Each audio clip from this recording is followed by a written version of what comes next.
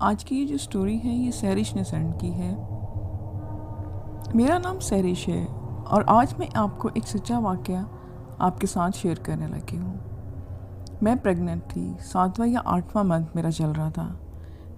میں اپنے شوہر اور 2 چھوٹے بیٹوں کے ساتھ بائک پر ناروال سے ڈسکا اپنی امی کے گھر جا رہی تھی۔ سخت گرمی تھی، عید کا دوسرا دن تھا۔ جانے کا پلان بنا تو بس یوں ہی شوہر نے کہا کہ بائک پر چلتے ہیں، صبح فرسٹ ٹائم چلیں گے تو اتنی گرمی نہیں لگے گی۔ گھر سے نکلتے نکلتے تقریباً 11 بج گئے۔ اب بھری دوپہر ہو گئی، راستے میں لو چلنے لگی اور بچے پیاس سے بار بار بائک روکنے کا کہنے لگے۔ خیر پسرور سے آگے جا کر بن باجوہ سے کچھ آگے ہی آتے ہوں گے تو میرے ہسبینڈ نے ایک جگہ گنے کا رس دیکھ کر بائک روک لی۔ مجھے روڈ پر ایک سائیڈ پر ایک درخت کے نیچے کھڑا کر کے بچوں کے ساتھ وہ گنے کا رس لینے روڈ کی دوسری جانب چلے گئے۔ میں اسی شہر میں پلی بڑی تھی تو مجھے درختوں کا اتنا علم نہیں تھا کہ کون سا درخت کیسا ہوتا ہے۔ حالانکہ میں گھر سے نکلتے ہوئے آیت الکرسی پڑھ کر نکلی تھی، پر وہاں کھڑے ہو کر درختوں کا جائزہ لیتے ہوئے مجھے کچھ عجیب سا محسوس ہوا کہ اس کے پتے چھوٹے تھے پر کچھ لمبے بھی تھے، جو بعد میں نے اپنے ہسبینڈ کو بتایا کہ وہ پھلیاں ہوتی ہیں نا۔ تو مجھے اس وقت درخت کو دیکھتے ہوئے عجیب سا خوف آنے لگا، میرے رونگٹے کھڑے ہونا شروع ہو گئے۔ میں نے فوراً سے پہلے آیت الکرسی پڑھنا شروع کر دی۔ اتنے میں وہ لوگ آ گئے، پھونک مار کر ہم نے گنے کا رس پیا، ہم نے گلاس واپس کیے اور ہم نکل پڑے۔ ڈسکا پہنچنے تک شام تک سب کچھ صحیح رہا۔ پھر رات ہوئی اور رات کو ہم روم میں چارپائی لگا کر سونے کے لیے لیٹ گئے۔ ایک پر میں اور چھوٹا بیٹا جو اس وقت 2 سال کا تھا، اور ایک چارپائی پر شوہر بڑے بیٹے کے ساتھ جو 5 سال کا تھا۔ رات تقریباً 11:30 بجے کا وقت ہوگا۔ تقریباً میری آنکھ کھلی تو اچانک سے کمرے میں اندھیرا تھا۔ میرا اٹیچ باتھ کی لائٹ جل رہی تھی جو کچھ روم میں بھی آ رہی تھی۔ میری لیفٹ پر سائڈ ٹیبل تھا۔ اچانک سے میں نے دیکھا کہ وہاں پر ایک گنجا آدمی جو مجھے گھور رہا تھا۔ میں ایک دم سے بہت ڈر گئی۔ میں نے دوبارہ دیکھا تو وہاں پہ کوئی بھی نہ تھا۔ میں نے دل ہی دل میں کچھ پڑھا اور دوبارہ سو گئی۔ اچانک 12 بجے میری دوبارہ آنکھ کھلی تو میں نے دیکھا کہ وہی گنجا آدمی میرے بیڈ کے بالکل اوپر مجھ پہ جھکا ہوا تھا، لیفٹ سائڈ پہ ہاتھ رکھ کے مجھے دیکھ رہا تھا۔ اس نے مجھے تقریباً گھیرا ہوا تھا۔ میں نے اپنے ہسبینڈ کو آوازیں دی مگر وہ نہ جاگے۔ باہر سے میری امی بھاگی آئیں اور چیخیں سن کر انہوں نے لائٹ آن کی۔ وہ مجھ سے پوچھتے رہیں لیکن مجھ سے بولا نہیں جا رہا تھا۔ اسی دوران میرے بھائی بھابھی بھی روم میں آ چکے تھے، میرے ہسبینڈ بھی جاگ چکے تھے۔ کچھ دیر کے بعد میں بولی کہ بس میں ڈر گئی ہوں۔ ابو نے پڑھ کر مجھ پہ پھونک ماری اور ساری رات مجھے نیند نہ آئی۔ اگلے دن بھی مجھے سونے سے ڈر لگ رہا تھا، اور جب میرے شوہر میرے پاس آتے تو مجھے برا لگنے لگتا، مجھے کوئی بھی فیلنگز نہیں آتی۔ میں شوہر سے اپنے بہت زیادہ پیار کرتی، لیکن مجھے سمجھ نہیں آ رہا تھا کہ ایسا میرے ساتھ کیوں ہو رہا ہے۔ کچھ دن تک میرے ساتھ یہی ہوتا رہا، مجھے ان کے لیے فیلنگز نہ آتی۔ پھر کسی نے کہا کہ آپ دم کروائیں، آپ پر کوئی ضرور اثر ہوا ہے۔ ہم ایک عامل کے پاس گئے اور ان کو سارا ماجرا بتایا۔ انہوں نے کہا کہ درختوں کے پاس سے آپ کے اوپر وہ جن چمٹا تھا۔ عامل بابا نے مجھے کچھ پڑھنے کو دیا اور ایک تعویذ میرے گلے میں باندھا۔ ان کے تعویذ سے کچھ دنوں کے بعد میری اب وہ کیفیت نہیں رہی اور نہ ہی مجھے وہ دوبارہ سے جن نظر آیا۔ سیکنڈ سٹوری بھی انہی سبسکرائبر نے سینڈ کی ہے۔ یہ واقعہ میرے ساتھ 2015 میں ناروال میں ہوا۔ یہ بالکل سچا واقعہ ہے۔ یہ ان دنوں کی بات ہے جب میرے شوہر سعودیہ میں ہوتے تھے اور میں پاکستان واپس آ چکی تھی۔ میرا ایک بیٹا تھا جو اس وقت 9 یا 10 مہینے کا تھا۔ میں اپنے ان لاز کے ساتھ تھی اور روم میں الگ سوتی تھی۔ میں اندر سے دروازہ لاک کر کے سوتی تھی۔ ان دنوں بہت زیادہ لوڈ شیڈنگ تھی۔ رات 8 بجے سے 10 بجے تک لائٹ ہی نہیں ہوتی تھی۔ میں اپنے روم میں ٹارچ جلا کر اور چارجنگ فین چلا کر ہی سو جاتی۔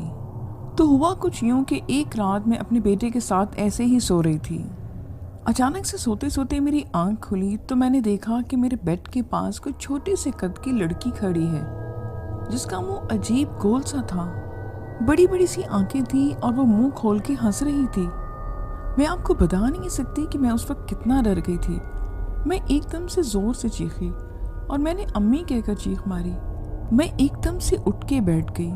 مجھے پتہ ہی نہیں چلا کہ میں نے کب اپنے ننھے بیٹے کو اٹھا کر سینے سے لگایا اور کانپتی ہوئی اسی طرف دیکھ رہی تھی جہاں وہ مخلوق ابھی بھی کچھ سیکنڈ پہلے مجھے دکھی تھی، مگر اب وہ غائب تھی اور روم میں ٹارچ آن تھی۔ چارجنگ فین بھی بہت سلو چل رہا تھا کیونکہ اس کی چارجنگ کم ہونے والی تھی۔ ٹانگوں میں بالکل ہی جان نہیں تھی کہ اٹھ کر باہر ہی بھاگ جاؤں، کچھ پڑھنے کا بھی ہوش نہیں تھا۔ مجھے لگا میری آواز بھی کسی نے بند کر دی ہے۔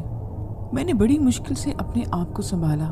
اپنے چھوٹے سے بیٹے کو سینے سے لگائے میں کانپ رہی تھی اور آیت الکرسی کا ورد کرتی جا رہی تھی۔ میں پڑھائی کر رہی تھی کہ اچانک سے ایک دم سے لائٹ آ گئی اور میں آج بھی حیران ہوں کہ میری اتنی زیادہ اونچی چیخ کے باوجود بھی کوئی کیوں نہیں آیا۔ خیر میں نے جب دوبارہ سونے کی کوشش کی تو مجھے یوں فیل ہوا کہ جیسے تھائس پر میرے کسی نے ہاتھ رکھا ہے اور یوں محسوس ہوا کہ جیسے وہ ہاتھ بیڈ کے نیچے سے آیا ہے۔ میں اتنی خوفزدہ ہو چکی تھی کہ میں آنکھیں بھی نہ کھول پا رہی تھی۔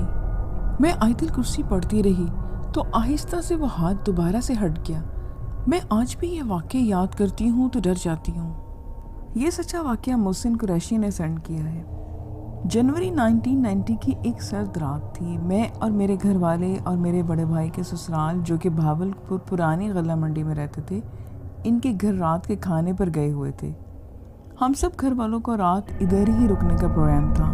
کھانا کھانے کے بعد چائے پیتے رہے تو رات کے 10 بج گئے تھے۔ میں ان دنوں شوقیہ سگریٹ پینے کا عادی تھا۔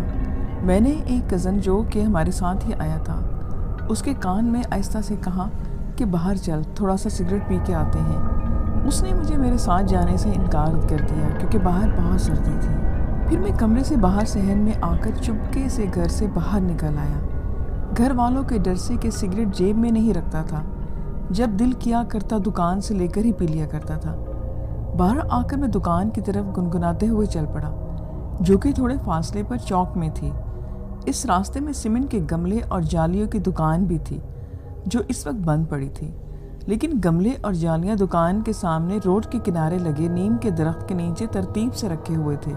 وہی نیم کے درخت سے بندھا ایک پیلی روشنی والا بلب بھی جل رہا تھا۔ انہی جالیوں کے پاس ایک کالے رنگ کا کتا بیٹھا ہوا تھا۔ میں نے بے دہانی سے اس کی طرف دیکھا اور آگے بڑھ گیا۔ میں نے پیچھے مڑ کر کتے کی طرف دیکھا تو وہ کھڑا ہوا تھا اور میری طرف دیکھ رہا تھا۔ میں رک گیا کہ کہیں یہ میرے پیچھے بھاگ نہ پڑے، مگر کتا رکا رہا۔ میں مڑ کر کتے کو دیکھتا رہا مگر کتا اپنی جگہ سے ہلا نہیں۔ تھوڑا آگے چوک میں آ کر میں نے اپنی دکان پہ سے سگریٹ لے کر سلگائی اور کش لگاتے واپس روانہ ہو گیا۔ چوک سے واپس آتے ہوئے میری نظر اس کتے پر ہی تھی اور حیرت کی بات یہ تھی کہ کتا اسی پوزیشن میں کھڑا تھا۔ میں رک گیا اور سڑک پر ادھر ادھر کوئی پتھر ڈھونڈنے لگا۔ مجھے سڑک کی دوسری سائڈ پر ٹوٹی اینٹ کا ایک ٹکڑا پڑا نظر آیا۔ میں نے وہ اٹھا لیا۔ آہستہ آہستہ چلتے میں کتے کے بالکل سامنے پہنچ گیا۔ کتا خاموش کھڑا مجھے دیکھ رہا تھا، نہ کوئی غراہٹ اور نہ ہی کوئی آواز، بالکل خاموشی سے بس مجھے گھورے جا رہا تھا۔ میں اس کے آگے سے گزرتا گیا۔ 8-10 قدم آگے آ کر میں نے مڑ کر دیکھا تو کتا وہیں کھڑا مجھے گھور رہا تھا۔ مجھے اچانک اپنے ہاتھ کی انگلیوں میں جلن محسوس ہوئی۔ میں اپنی انگلیوں میں دبی سگریٹ جو جل رہی تھی اس کو بھول چکا تھا۔ ایک دم سے جب مجھے زیادہ جلن ہوئی تو میں نے بکھلاہٹ میں وہ پتھر جو میرے ہاتھ میں تھا اچانک سے اچھال دیا اور جا کے وہ کتے کے سر پر سیدھا لگا۔ جیسے ہی وہ ٹکڑا کتے کو لگا، کتے کے منہ سے ایک انسانی چیخ نکلی جو کہ کسی عورت کی تھی۔ آواز یہ آئی کہ ٹھہر جا بدذات، میں تجھے ابھی بتاتی ہوں۔ کتے نے چھلانگ لگا کر دوڑنا شروع کیا۔ میں خود واپسی کی طرف دوڑ لگا چکا تھا۔ میرے کانوں میں عورت کی آواز مسلسل آ رہی تھی کہ میں کہتی ہوں رک جا بدبخت رک جا۔ میں دوڑتا دوڑتا دروازے تک پہنچا۔ جیسے ہی میں نے دروازے کو دھکا دے کر کھولا، میرے دائیں سائڈ کے پہلو پر کوئی سیاہ لباس میں بجلی کی تیزی سے مجھ سے پہلے گھر میں انٹر ہوا، اور جیسے ہی میں دروازے کے اندر داخل ہوا سامنے کمرے کا دروازہ کھلا اور گھر والے مجھے حیرانی سے دیکھنے لگے۔ وہ شاید میرے دروازے کو دھکا دے کر کھولنے کی آواز سے میری بکلاہٹ سے حیران تھے۔ میں بھاگ کر کمرے میں گھسا۔ میری سانس بہت تیز چل رہی تھی اور میرا جسم پسینے سے بھرا ہوا تھا۔ میں ان لوگوں کو ساری بات بتانا چاہتا تھا مگر میری آواز نہیں نکل رہی تھی۔ وہ میرے ارد گرد اکٹھے ہو کر سوال پہ سوال کیے جا رہے تھے۔ میرے ہونٹوں سے پانی لگایا گیا۔ پانی کے 2 گھونٹ میرے حلق سے اترے ہی ہوں گے کہ مجھے اپنی امی کے پیچھے ایک سیاہ چہرے اور زرد آنکھوں والی ایک بڑھیا نظر آئی جو مجھے دیکھ کر ہنس رہی تھی۔ پھر مجھے کچھ یاد نہیں. میرے گھر والے کہتے ہیں کہ میں اونچا اونچا ہنسنے لگا تھا اور کچھ دیر کے بعد میں بے ہوش ہو گیا. اور کچھ دیر کے بعد جب مجھے ہوش آیا تو پھر میں ہنسنے لگا. ساری رات میں ایسا ہی کرتا رہا. صبح ابا جان کے پیر صاحب تشریف لائے.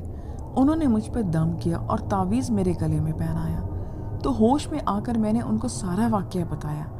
ابا جان کے ساتھ پیر صاحب بھی اس حرکت سے ناراض ہوئے. ہمارے ابا نے کہا کہ یہ زمین ہر مخلوق کے لیے ہے، صرف انسان کے لیے نہیں. کافی عرصہ یہ واقعہ میرے دل و دماغ پر رہا اور آہستہ آہستہ میری زندگی روٹین میں آ گئی، مگر کافی عرصہ وہ تعویذ میرے گلے میں رہا. انسان کی زندگی میں کچھ واقعات ایسے ہوتے ہیں جو انسان کی زندگی پہ گہرے اثر چھوڑتے ہیں.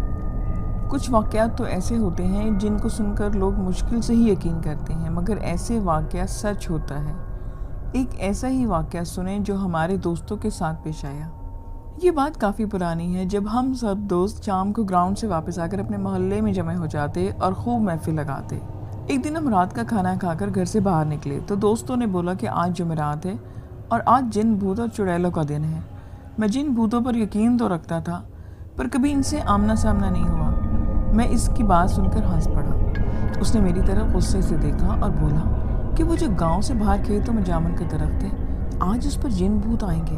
اگر نہیں یقین تو تم ہمارے ساتھ چلو اور دیکھ لو.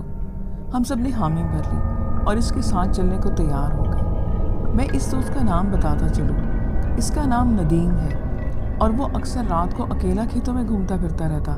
اسی لیے اس پر کچھ دوستوں نے یقین بھی کر لیا، پر ہم نے یقین نہ کیا. ہم 5 دوست تھے جن کے نام عابد، ناصر، ساجد اور مدثر اور ندیم تھے. جیسے ہی عشاء کی اذان ہوئی تو ہم سب مل کر ایک ساتھ کھیتوں کی طرف چل پڑے. ہمارا ارادہ آج جن بھوت دیکھنے کا تھا. رات کافی گہری ہو گئی تھی تو ڈر بھی لگ رہا تھا.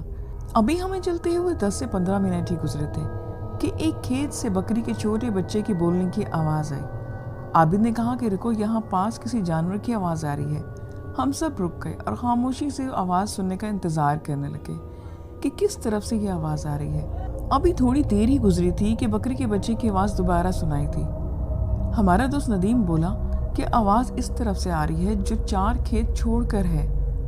وہ کھیت ہربن کا تھا اور آواز وہاں سے آ رہی تھی. سردیوں کے دن تھے اور ان دنوں برسن عام ہوتا ہے. سب دوست اس طرف چل پڑے تو ناصر نے کہا کہ چھوڑو یار، جو بھی ہے ہمیں کیا لینا دینا، ہم اپنے کام پر جا رہے ہیں اور اسی طرف چلو. پر کوئی نہ مانا اور برسن کے کھیت کی طرف بڑھنے لگے. وہاں جا کر دیکھا تو ایک چھوٹا سا بکری کا بچہ وہاں کھیت میں بیٹھا ہوا تھا. ہم میں سے کوئی بھی کچھ بولتا اس سے پہلے وہ ندیم نے کہا کہ لگتا ہے یہاں بکریاں چرانے جو آتے ہیں وہ ان کا بچہ رہ گیا ہے، اس کو اٹھا لو، صبح پتہ نہیں واپس کر دیں گے. سب نے اس کی بات سے ایگری کیا اور ایسا ہی کیا. اس کو ہم نے اٹھا لیا اور اپنی منزل کی طرف چلنے لگے. اب رات کافی گہری ہو گئی تھی اور ہمارے ڈر میں بھی اضافہ ہوتا جا رہا تھا کیونکہ کھیتوں میں طرح طرح کے جانوروں کی آوازیں آ رہی تھیں. مدثر نے کہا کہ یار ہم واپس جانا چاہیے، آگے بہت خطرہ ہے. تو سب اس پر ہنسنے لگے اور اس کو ڈرپوک بولنے لگے. خیر وہ خاموشی سے ان کے ساتھ چلتا رہا. پھر راستے میں ہمیں سیٹی کی آواز آنا شروع ہو گئی. سب رک گئے اور ایک دوسرے کو دیکھنے لگے. ڈر سب کے چہرے سے واضح نظر آ رہا تھا پر کوئی بھی یہ نہیں چاہتا تھا کہ ہم واپس جائیں. تو اللہ کا نام لے کر اس جامن کے درخت کی طرف ہم بڑھنے لگے. ابھی تھوڑی ہی دیر گزری تھی کہ ہمیں چلتے ہوئے سامنے سے وہ درخت نظر آ گیا. ہم سب دوست اس طرح سے تھوڑا دور ہٹ کر بیٹھ گئے. سب سے پہلے مدثر بولا کہ اس بکری کے گلے میں کوئی رسی وغیرہ ڈال دو تاکہ یہ کہیں ادھر ادھر نہ ہو جائے. سب دوست رسی ڈھونڈنے لگے اور جلدی سے ایک چھوٹی سی رسی مل گئی. اس کو ہم نے اس کے گلے میں ڈالا اور رسی ناصر کو پکڑا دی. سب کی نظریں اس درخت پر جمی ہوئی تھی. 10-15 منٹ ہی گزرے تھے کہ اس جامن کے درخت کے اوپر سے ایک باریک سی لال رنگ کی لائٹ نظر آئی. وہ لائٹ اتنی باریک تھی اور اتنی تیز تھی کہ میں بتانا مشکل ہے. وہ لائٹ کبھی درخت پر جاتی اور کبھی درخت سے نیچے آتی. ہمارا خوف کے مارے برا حال تھا اور ساتھ ہی پراسرار آوازیں آنا شروع ہو گئی. ہم سب نے اونچی آواز میں ورد پڑھنا شروع کر دیے. کچھ دوست تو وہاں سے بھاگنے کے لیے تیار تھے. ہم نے روک رکھا تھا سب کو. پھر سب نے ہی محسوس کیا کہ لائٹ اب ہماری طرف بڑھ رہی ہے اور سب نے یہ منظر دیکھا تو وہاں سے بھاگنے میں ہی بہتری سمجھی اور اتنی اسپیڈ سے سب وہاں سے الٹے پاؤں بھاگے کہ ہمیں اپنا ہوش نہیں رہا. مگر ہمارے پیچھے اتنی خوفناک آوازیں آ رہی تھیں جو بہت بلند تھی۔ بس یہی محسوس ہو رہا تھا کہ جیسے وہ بالکل ہمارے پاس ہی ہیں اور کسی بھی لمحے ہم کو نقصان پہنچا سکتی ہیں۔ مگر ہم نے ہمت نہ ہاری اور بھاگتے رہے، ہم ورد کرتے رہے اور واپس گاؤں آ کر ہی ہم نے سانس لیا۔ اب جب ہم گاؤں کی حدود میں پہنچ گئے تو مدثر نے ناصر کی طرف دیکھا اور پوچھا کہ آپ کے پاس بکری کا بچہ تھا، وہ کہاں چھوڑا ہے؟ اس نے ہاتھ کی طرف دیکھا تو اس کے ہاتھ میں صرف رسی تھی۔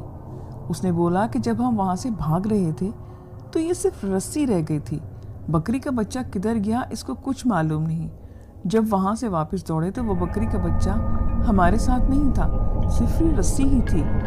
کیا یہ سچ میں بکری کا بچہ تھا یا کوئی اور مخلوق تھی؟ سب دوستوں نے کہا کہ جو بھی تھا ہم صبح وہاں جا کر ضرور دیکھیں گے۔ اور جب صبح ہوئی تو ہمارے دوست وہاں جانے کو تیار نہیں تھے، صرف ندیم اور مدثر جانے کے لیے راضی تھے۔